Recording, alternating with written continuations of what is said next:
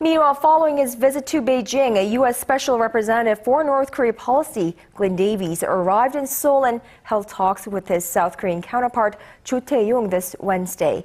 The two agreed that there will be no denuclearization talks with Pyongyang until the reclusive regime demonstrates sincerity through action. Arirang News' Ju has the details.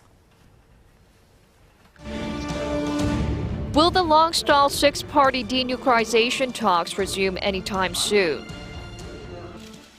Glenn Davies, the U.S. envoy on North Korea, says not unless the North changes its attitude and policy direction.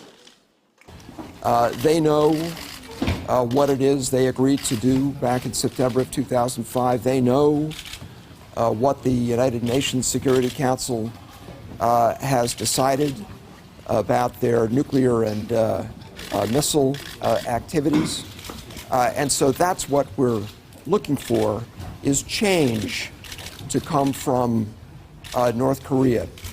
In the 2005 agreement reached during the fourth round of the six-party talks, North Korea promised to scrap its nuclear program in return for energy and other aid.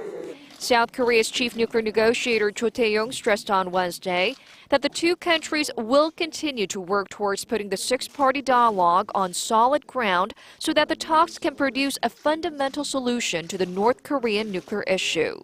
One is that we'll have to make sure that North Korean leadership will change its strategic calculations and finds that possessing nuclear weapons is not actually in his strategic interests. On North Korea's recent demand to call off joint military drills between Seoul and Washington, Cho and Davies made it clear they will go on no matter what.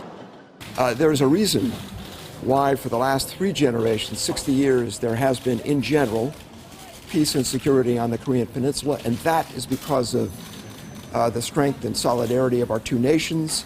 And on the military side, that relates directly to our ability to be able to respond to any contingencies.